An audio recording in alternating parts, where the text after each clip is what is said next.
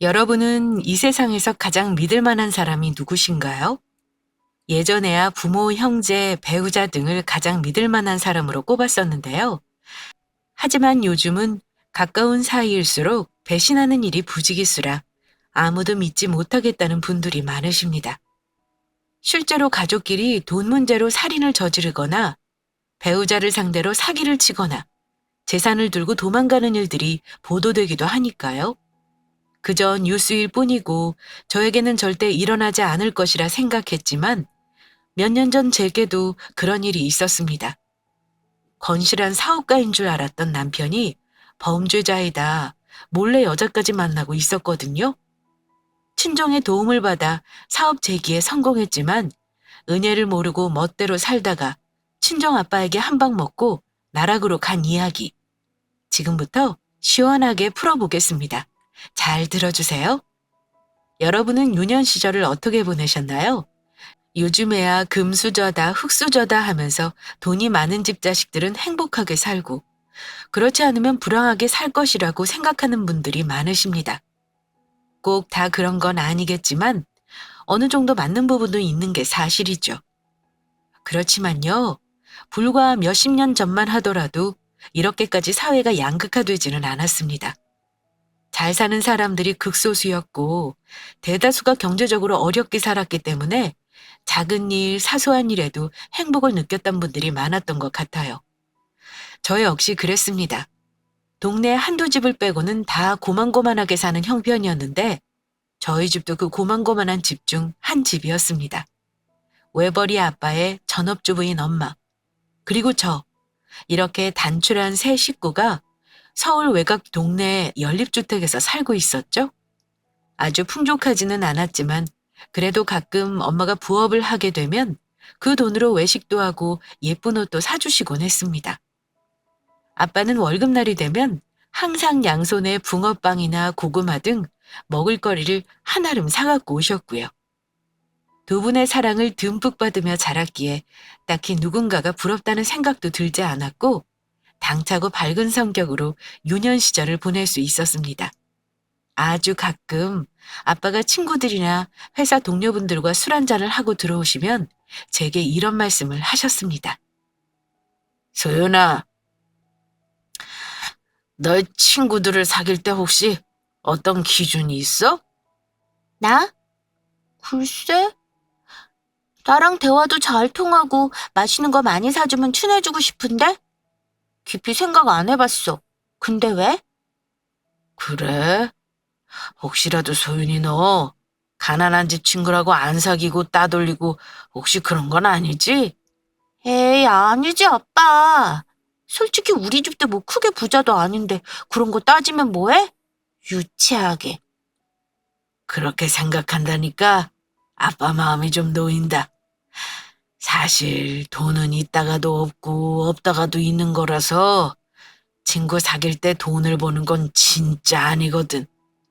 꼭 피해야 할 사람은 진짜 따로 있어. 어? 피해야 할 사람? 어떤 사람인데? 돈은 많은데 마음이 가난한 사람이지. 마음이 부자면 돈이 없어도 행복하게 살 수 있지만 마음이 옹졸해지면 아무리 돈이 많아도 인생이 불행하거든. 주변 사람들도 힘들어지고. 돈이 없는 건 괜찮지만 마음이 가난한 사람은 피해야 한다는 아빠의 말씀이 사실 당시에는 크게 와닿지 않았습니다. 그렇지만 어른이 되고 사회생활을 하다 보니 그 말이 뼈저리게 느껴지더라고요. 사실 제가 대학생이었던 시절만 하더라도 1학년 신입생 때는 공부보다는 노는 분위기였던 터라 그때가 가장 마음이 편했던 것 같아요. 저도 다른 친구들처럼 강의가 끝나면 동아리 활동도 하고 연애도 틈틈이 하며 마음껏 대학 생활의 자유를 만끽했습니다. 갑자기 강의가 휴강이 되거나 오전에 수업이 끝나면 친구들과 시내를 나갈 때도 많았죠.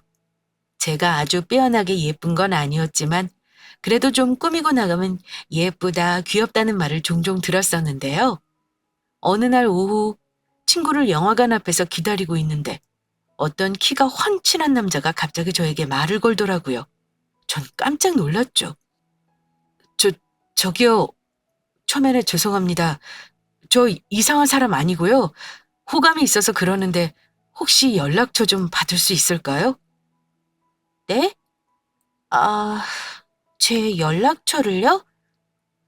예, 저 사실 여기 앞에 대학 다니는 학생이에요. 혹시 남자친구 있으신 거면 죄송합니다.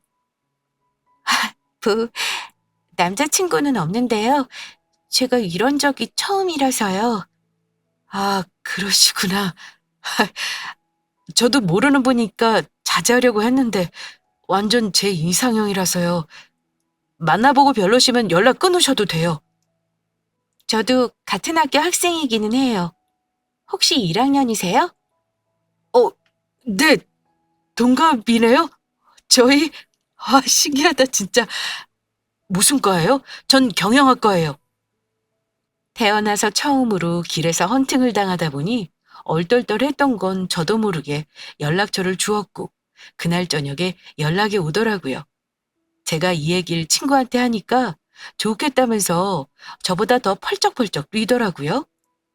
사실 상대방 얼굴이 그렇게 쏙 마음에 드는 건 아니었지만 같은 학교에 다니고 저랑 같은 1학년이라고 하니 한번 만나보고는 싶더라고요. 그렇게 길에서 만난 저희는 몇 번 커피도 마시고 밥도 먹고 하다 보니 여러 이야기를 나누게 됐습니다. 그 친구는 가정 형편이 어려워서 어렵게 대학에 들어왔다는 이야기, 고등학교 때부터 아르바이트를 하다가 돈을 떼인 적이 많았다는 이야기를 듣게 됐고, 저도 모르게 마음이 좀 짠해지더라고요. 편의점에서 소주와 오징어를 사 먹으며 대화를 나누다 보니 분위기 잡기는 좀 힘들었지만 그래도 즐거웠습니다. 그런데 그 달달했던 사이가 그리 오래 가지는 못했습니다. 돌이킬 수 없는 사고가 나버렸기 때문이죠. 자동차 사고였습니다. 당시 그 친구는 돈 없는 학생이다 보니 당연히 자동차도 없었는데요. 어느 날 갑자기 고급 외제 스포츠카를 끌고 학교에 왔더라고요. 전 깜짝 놀라서 이렇게 비싼 차를 어떻게 갖고 왔냐고 물었죠. 그 친구는 친한 형에게 잠깐 빌렸다면서 자랑을 하더라고요. 참 남자 허세란 어쩔 수 없다고 생각하면서도 같이 타고 드라이브를 가자는 말에 마음이 들뜨더라고요. 그렇게 차를 타고 가던 중 순간적으로 옆차가 끼어들었는데 친구는 그걸 보지 못하고 그만 충돌하고 말았습니다. 이게 천천히 갔으면 그리 큰 사고는 아니었을 수도 있었는데 전력 질주를 하다가 부딪히게 되니 차가 아예 뒤집히더라고요. 전 이대로 죽는구나 하는 생각이 들어 앞이 캄캄했지만 하늘이 저희를 도와주었는지 다행히 둘 다 생명에는 지장이 없었습니다. 물론 그 친구가 고의로 사고를 낸 건 아니었지만 조금만 신중했으면 사고는 안 났을 텐데 하는 생각도 들고 원망이 되더라고요. 그 후로 차를 타면 항상 그 사건이 떠오르면서 트라우마도 생겼고 그래서 그 사고 이후로 그 친구와 다시 만나기가 좀 꺼려지더라고요. 아무리 나이가 20살이라지만 사람이 좀 가벼워 보이는 것도 있었고요. 그렇게 허무하게 첫 연애가 끝나고 1학년이 끝나자 그 친구는 군대를 갔습니다. 저는 학교 생활에 다시 충실했습니다. 전 식품 영양학을 전공했는데 졸업 후에는 학교나 기업체 영양사로 대부분 취업이 되기 때문에 취업에 대한 걱정은 그리 크지 않은 상황이었어요. 이후 시간이 지나고 제가 학교를 졸업할 무렵 낯익은 얼굴이 보였습니다. 제대한 전 남자친구였죠. 소윤아, 오랜만이다. 나 기억하지? 어, 이게 누구야? 지승이구나. 3년 만이다, 우리. 제대하고 너 바로 복학 안 했지? 한동안 안 보이더라고. 좀 일이 있어서 잠깐 쉬었어. 이제 복학해서 정신 차리고 졸업해야지. 넌 더 예뻐진 것 같네? 그래? 나야 뭐 똑같은데. 후배들하고 같이 시험 보려면 너 공부 진짜 열심히 해야겠다. 요즘 신입생들은 우리하고 달라. 정신 바짝 차려야 돼. 그렇더라. 보니까 분위기가 우리 때하고는 확 다른 것 같아. 잘해야지 뭐. 우리 진짜 오랜만에 마주쳤는데 나중에 밥이나 한번 먹자. 3년 만에 우연히 만난 저희 두 사람은 반갑기도 하고 서로 안부가 궁금해 술자리를 갖게 되었습니다. 처음에는 그냥 반가운 마음에 만났지만 2번이 되고 3번이 될수록 다시 한번 잘해볼까 하는 마음이 생기더라고요. 솔직히 지승이를 만나기 전에 다른 남자친구도 사귀어봤지만 지승이처럼 편하지는 않았거든요. 그래서 그렇게 오래가지 못한 것도 있었고요. 지승이는 술을 마시며 어려운 집안 형편 때문에 휴학을 하고 아르바이트를 했다고 하더라고요. 빨리 졸업해서 좋은 회사에 취업하고 독립도 하고 싶다는 말을 들으니 확실히 예전보다는 생각도 깊어지고 성숙해졌다는 생각이 들었습니다. 저도 모르게 마음이 다시 이쪽으로 기운 거죠.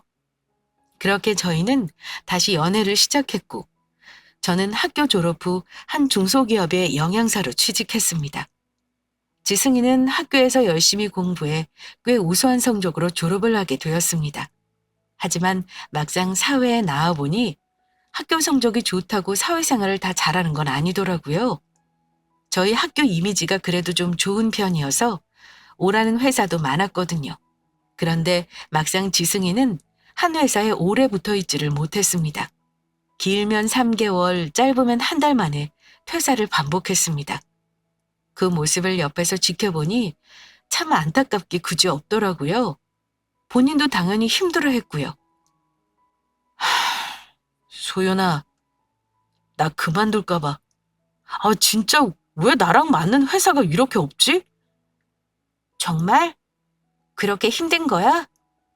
쥐승이 너 예전 회사랑도 잘 안 맞는다고 한 달 만에 나왔잖아. 소윤이 넌 조직 생활을 하는 직업이 아니니까 잘 모를 거야. 특히 남자들은 사회생활하면 완전 정글 그 자체라니까. 진짜? 그 정도로 사람관계가 힘든 거야? 당연하지. 뭐 조금만 일 잘하면 옆에서 질투하고 깎아내리려 하고 또 적당히 하고 빠지려고 하면 잔머리 쓴다고 또 뭐라 하고 나보고 어떻게 하라는지 모르겠어 진짜. 얘기만 들어도 나까지 답답해진다. 팀장님하고는 얘기해봤어? 얘기해도 뭐 참아라. 몇 년 지나면 익숙해진다 이런 얘기뿐이지 뭐. 개선할 생각은 안 하고 말이야. 생각할수록 정말 토 나오고 욕 나온다. 그렇구나. 너 정말 힘들겠다. 참, 이게 아무리 좋아 보이는 회사도 다니기가 쉽지는 않은 거구나. 나도 그냥 회사 생활했으면 못 버텼을 것 같네. 당연하지. 소윤이 아마 넌 한 일주일 일하고 뻗을걸? 이게 일이 문제가 아니라 사람 스트레스가 진짜 장난이 아니야. 뭐 내가 도와줄 수 있는 것도 없고. 어쨌든 기운내 지승아. 사람이 다 자기한테 맞는 일이 있다잖아. 하도 스트레스 받으니까 이제 부모 원망까지 들어. 내가 돈 있는 부모 만났으면 사업이나 크게 해보는 건데. 난 직장 체질이 아니라 사업가 체질인 것 같아 아무래도. 사업? 에이, 뭐 사업은 아무나 하나? 사업 잘하려면 그것도 경험이 많아야 하는 거잖아. 소연아, 그거 다 옛날 소리야. 외국에는 경험 하나도 없어도 성공해서 벼락부자 된 창업자들 엄청 많잖아. 정말 이럴 때는 소윤이 네가 너무 부러워. 그래도 넌 부모님 지원이 있잖아. 나? 나야 뭐 아빠가 퇴직을 안 하셔서 그런 거고 나도 금수저는 아닌데 뭘. 진짜 내가 다시 태어나면 너희 집 강아지로라도 태어나고 싶다니까. 난 아무리 죽어라 이래도 회사 직원밖에 할 수가 없잖아. 조금만 경제적으로 도와주는 사람이 있으면 내가 진짜 보란 듯이 일어설 수 있는데. 이런 하소연 아닌 화소연을 듣게 되니 저도 참 고민이 많아지더라고요. 제가 돈이 많다면야 남자친구에게 하고 싶은 일 해보라며 돈이라도 빌려주겠지만 전 돈이 없고 부모님이 돈이 있으셨으니까요. 그렇게 남자친구는 회사를 다니다가 말다 하다가 작은 중소기업에 정착을 하게 되었습니다. 그때까지 마음 졸였던 저도 남자친구가 한 곳을 꾸준히 다니니 좀 안심이 되더라고요. 회사 규모는 작았지만 그래도 경력을 쌓아서 다른 데 가면 되니까요. 그런데 어느 날 남자친구와 밥을 먹던 중 망설이며 제게 이야기를 꺼냈습니다. 저기 소윤아, 나 계속 고민했는데 너한테 꼭 하고 싶은 말이 있어. 어? 그래? 뭔데? 우리 그냥 결혼할까? 계속 이렇게 만나고 밤에 헤어지니까 감질나서 그래. 결혼? 지승아, 일단 내 말 오해하지 말고 들어. 우리 아직 모아둔 것도 없는데 지금은 좀 이르지 않을까? 나도 네가 너무 좋은데 결혼은 어느 정도 현실이잖아. 뭐, 나도 그렇게 생각했는데, 회사 선배들한테 얘기 들어보니까 결혼하고 돈 모으는 게 더 쉽다고 하더라고. 오히려 미혼 때는 돈이 많이 나가고, 결혼해서 가정 꾸리면 확 모인대. 그리고 우리 혼인신고하면 신혼부부라 집 구하는 것도 더 쉽고. 그래? 난 막연히 조금이라도 더 모아서 해야지 생각했는데 결혼하고 모아야 한다는 말은 처음 들어봤네? 나도 그렇게 생각했다니까. 근데 내가 걸리는 건 내가 지금 모아놓은 것도 없고 집도 없으니까 너네 부모님이 엄청 반대하실 것 같아. 에이, 무슨 반대야. 우리 집도 뭐 크게 잘 사는 것도 아닌데 뭐 비슷하지. 뭐가 비슷해? 나는 어머니도 안 계시고 아버지는 겨우 하루 벌어 하루 먹고 사시잖아. 나 대학 졸업하느라고 온갖 일 다 했던 건 너도 잘 알 거고. 그런 우리 집안을 너네 부모님이 아시면 어떻게 생각하시겠어? 그게 쥐승이 네 탓은 아니잖아. 넌 어쨌든 벗어나려고 엄청 노력하고 있고 그런 모습이 있으니까 나도 더 좋아서 만나는 거지. 안 좋은 생각하지 마. 우리 부모님도 내가 좋다고 하면 무조건 오케이시니까. 그거야 소인이 네 생각이지. 부모님은 또 다를 거야. 그 생각만 하면 내가 잠도 안 오고 사실 진짜 우울해. 너도 지금은 나 만나지만 갑자기 돈 많은 남자가 나타나서 너 좋다고 할까봐 불안하기도 하고. 아니, 오늘따라 너 왜 이리 극단적이야? 우리가 알고 지낸 세월이 있는데 어떻게 내가 그렇게 한순간에 돌아서겠어? 그런 걱정은 하지 마. 그리고 우리 부모님도 돈 가지고 사람 판단하시는 분들 아니셔. 내가 한번 잘 말씀드려 볼게. 우울해 하지 마. 어? 정말? 그럼 네가 잘 이야기 드리고 이번 달 안에 같이 찾아가도 괜찮아? 이번 달 안에? 그래, 뭐, 알았어. 고마워. 진짜 내가 무슨 복이 전생에 있어서 너를 만났나 모르겠어. 부모님 좋아하시는 거 사가지고 인사드리러 가자. 이렇게 갑자기 결혼 얘기가 훅 나오니 저는 속으로 좀 당황스러웠습니다. 남자친구가 싫은 건 아니었지만 몇 천만 원이라도 좀 모아서 시작을 하고 싶었거든요. 저희 아빠는 평범한 직장인이셔서 정년퇴직이 예정되어 있었는데 회사 측의 배려로 회사 고문이 되셔서 계속해서 일을 하고 계셨습니다. 그 덕분에 형편이 그리 어려운 건 아니었죠. 게다가 엄마가 젊었을 때 부동산 투자를 잘 하셔서 경매로 구입한 집들이 몇 채 있었거든요.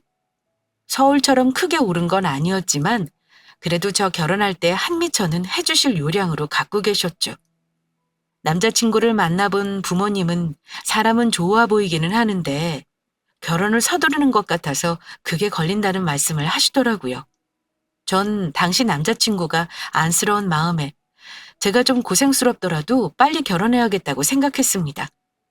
그래서 엄마에게 어차피 이 사람하고 같이 살 건데 좀 일찍 해서 자리 잡고 싶다고 이야기 드렸죠.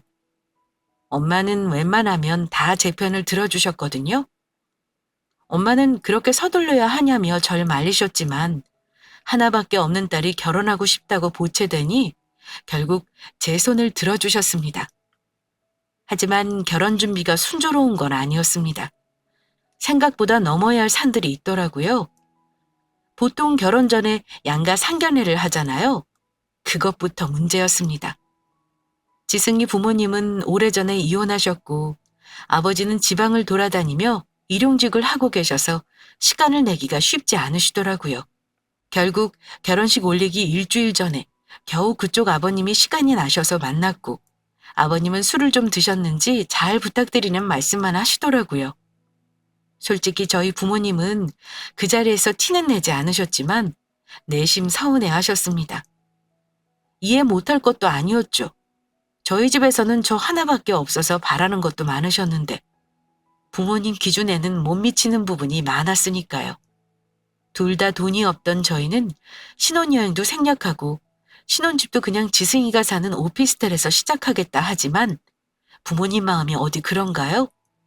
저희 엄마는 갖고 있던 부동산을 팔아서 보태주겠다고 하시더라고요. 그 덕분에 정말로 감사하게도 경기도 쪽의 새 아파트에서 신혼생활을 시작하게 됐습니다. 신혼여행도 좋은 곳으로 다녀왔고요. 지승이는 정말 평생 잘하겠다며 눈물을 흘리고 저희 부모님께 큰절을 했죠. 신혼여행을 다녀온 후 지승이는 한 달 정도 회사에 잘 다니는 것 같더니 또다시 제게 예전 이야기를 꺼냈습니다. 사업을 하고 싶단 얘기였죠. 이제 결혼도 했고 가정도 꾸렸으니 남부럽지 않게 제게 잘해주고 싶은데 쥐꼬리만한 월급 가지고는 미래가 없다는 거였습니다. 자기가 생각하는 사업을 할 수 있게 도와달라고 제게 간청을 하더라고요. 저는 처음에 엄마가 부동산 정리해서 우리 집까지 해주셨는데 무슨 도움이냐며 안 된다고 했죠. 하지만 남편이 저리 매일 술을 마시고 힘들어하는 모습을 보니 저 역시 마음이 좋지 않더라고요. 지금 생각하면 참 철이 없지만 전 엄마에게 슬며시 말을 꺼냈습니다. 도와달라는 거였죠. 저기 엄마, 나 부탁할 게 하나 있는데 얘기해도 돼? 무슨 부탁이야? 엄마가 할 수 있는 거면 당연히 들어주지. 얘기해봐. 다른 게 아니라 남편이 회사를 관두고 사업을 하고 싶어 해. 예전부터 계속 얘기해왔던 건데 형편이 안 되니까 포기하려고 해도 이게 마음이 자꾸 그쪽으로 기우나 봐. 요즘 자주 술 마시고 하소연하는데 엄마가 혹시 조금 도와줄 수 있을까 해서. 그래? 아유, 하나밖에 없는 사위인데 그러면 엄마가 최대한 도와줘야지. 근데 무슨 사업을 한대? 인테리어 사업을 하고 싶나 봐. 그쪽에서 오래 일했던 친한 형이 있는데 같이 시작해보자고 한대. 남편은 자기가 지금 다니는 회사가 자재회사니까 인테리어 사업 시작하면 도움받을 수 있는 게 많다고 너무 좋은 기회라고 그러더라고. 그래? 엄마도 주변에서 얘기 들어보니까 인테리어 사업하는 사람들이 많긴 하더라. 수요가 많대. 그럼 엄마 부동산 남은 거 정리해서 도와줄 테니까 그럼 한번 시작해보라고 해. 아빠한테는 당분간 말하지 말고 아시면 한 소리 하신다. 정말이 엄마? 너무 고맙고 미안해. 대신에 사업 잘 되면 그 돈 이자까지 쳐서 꼭 갚을게. 고마워, 엄마. 뭐가 고마워, 고맙기는. 여유되면 당연히 가족끼리 돕고 그러는 거지. 김서방이 사업 잘 되면 너도 편하게 살고 좋은 거지 뭐. 그러면 조만간 부동산 정리되는 대로 김서방 계좌로 보내줄 테니까 그리 알고 있어. 결국 남편은 저희 친정엄마 도움으로 사업 자금을 마련했고 그래도 조금 부족한 돈은 제 이름으로 대출까지 받아 사업을 시작했습니다.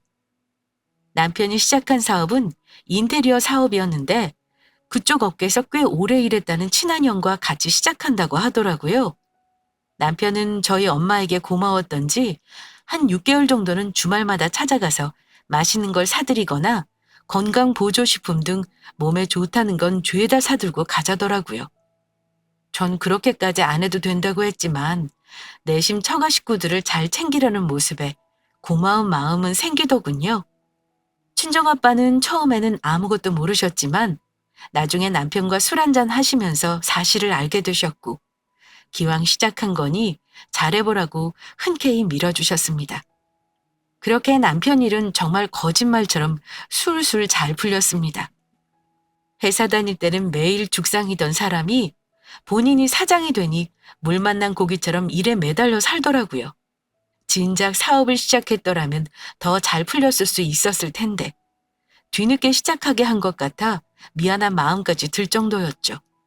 물론 사업이 실패했다면 원망이 모두 남편에게 갔겠지만요.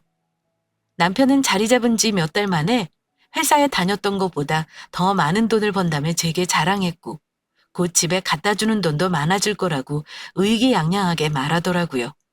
전 내심 월급쟁이 시절보다 좀 더 여유 있게 가정을 꾸릴 수 있을 것 같아 마음이 들떴습니다.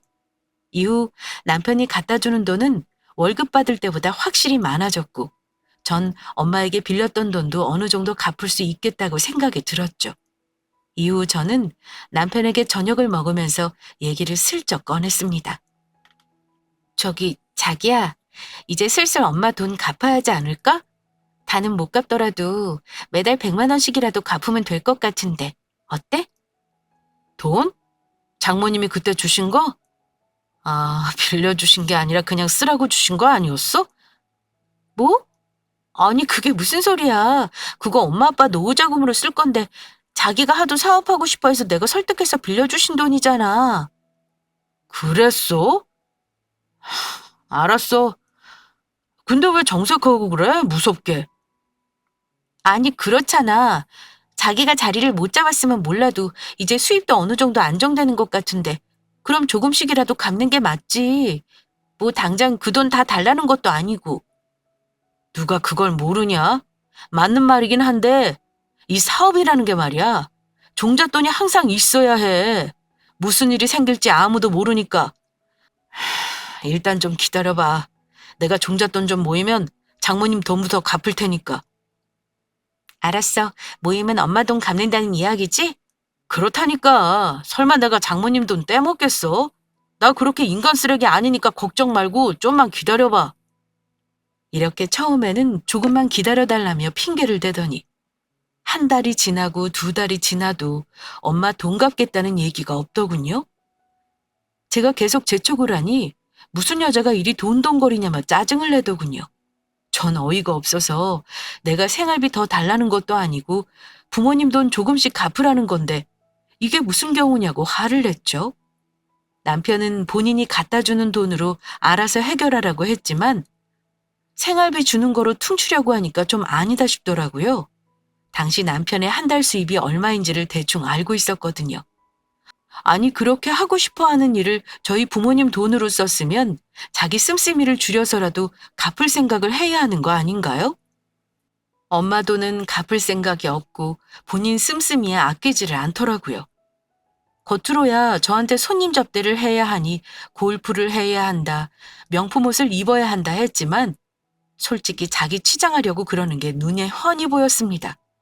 게다가 가족이니까 대충 안 갚아도 되겠지 생각하는 그 모양새가 정말 치가 떨릴 정도로 싫더라고요. 진짜 저희 부모님이 돈이 있고 없고를 떠나서 정말 돈 때문에 칼부림 난다는 말이 어떤 뜻인지 알겠더라고요. 그렇게 저희 둘 사이는 조금씩 금이 가기 시작했고 전 엄마에게 돈 갚을 생각 없으면 소송까지 갈 거니까 알아서 하라고 했죠. 남편은 설마 제가 소송까지 하겠어 하는 생각에 크게 신경 쓰지 않는 눈치였습니다. 저희 엄마는 티는 안 내셨지만 사위에게 얼마나 배신감을 느끼셨을지 생각하니까 참 눈물이 나더라고요. 그런데 그것 말고도 남편의 수상쩍은 행동이 하나 더 있었습니다. 이 핑계 저 핑계 대고 주말에 외박하는 일이 잦아졌거든요. 처음에는 일이 바빠서 그런가 보다 했는데 주말에 거래처도 분명 쉴 텐데 나간다고 하는 게 좀 이상하다 싶더라고요.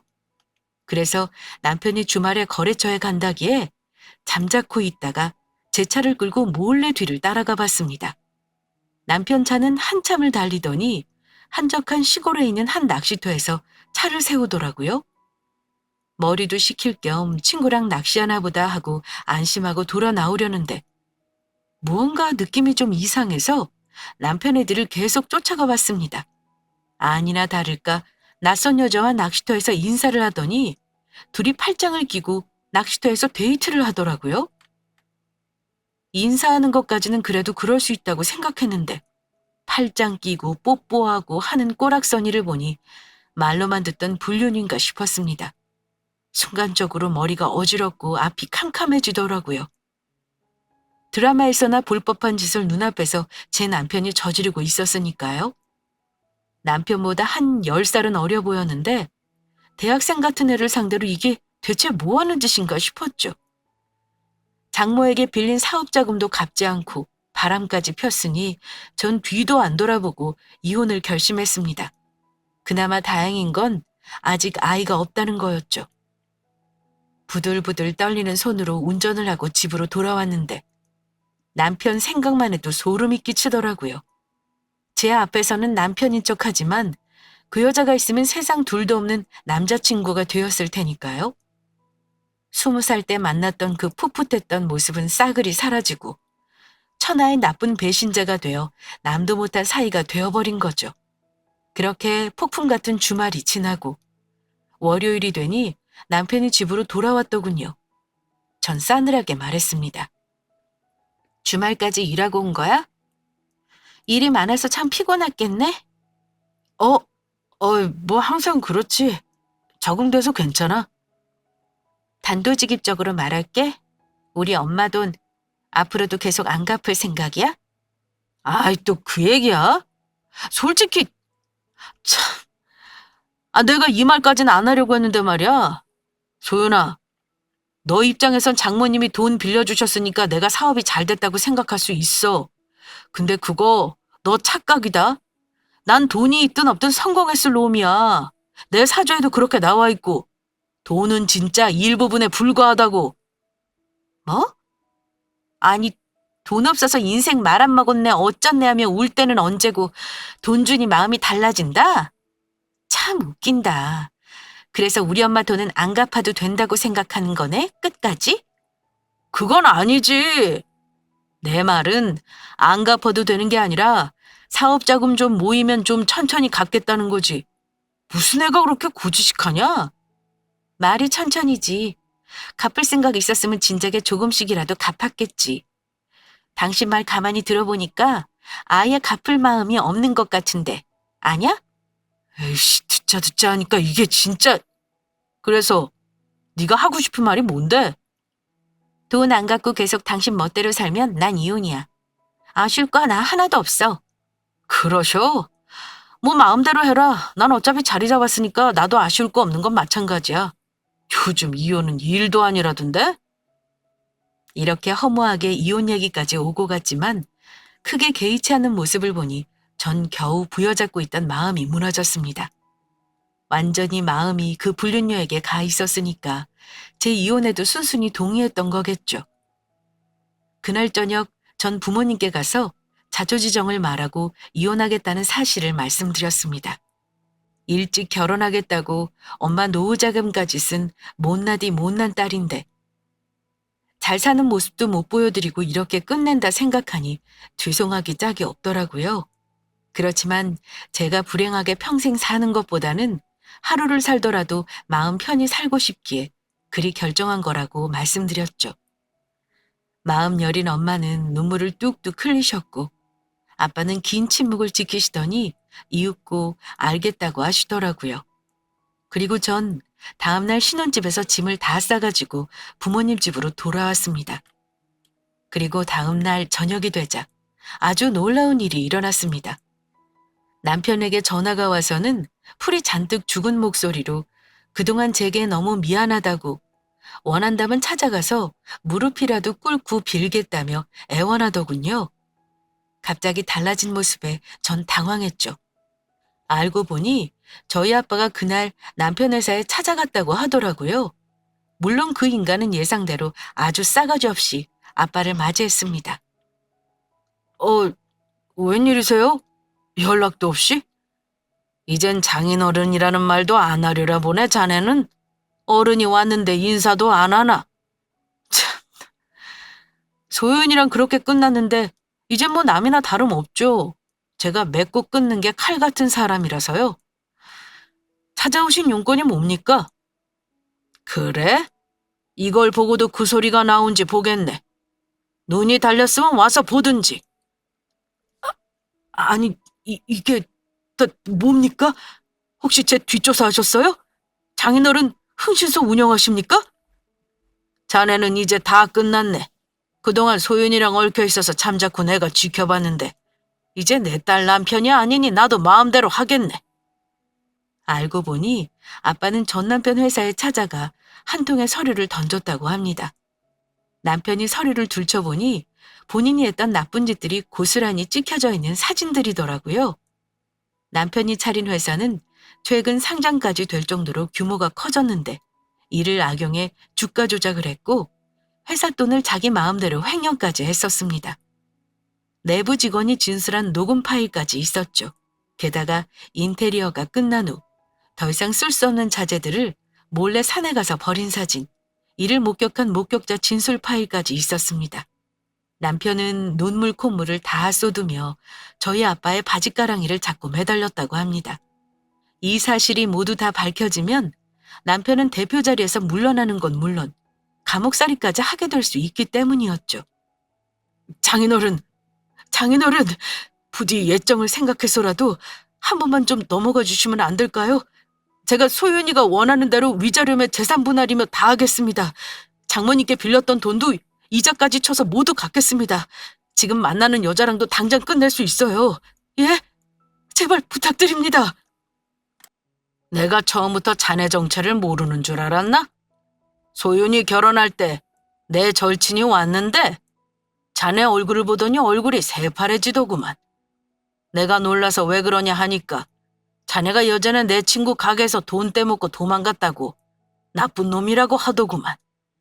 난 그때만 해도 젊었을 때 실수겠거니 하고 넘어갔는데 사업하겠단 말 듣고 소윤이한테 말도 안 하고 자네 뒤를 캐봤지. 그랬더니 자네 겉으로는 사업한답시고 폼 잡고 다니고 뒤에서 나쁜 짓은 다 하고 다녔더만. 게다가 내 딸 놔두고 다른 여자까지 만나? 난 더 이상 참을 이유가 없네. 경찰에 신고할 테니까 자네가 저지른 일은 자네가 책임져. 아이고 장인어른, 죄송합니다. 제가 천하의 나쁜 놈입니다. 그저 전 남들 못지않게 소윤이랑 잘 살고 싶어서 방법을 찾다 보니까 그렇게 된 거예요. 여자 문제도 그렇습니다. 제가 좋다고 쫓아다닌 게 아니고요.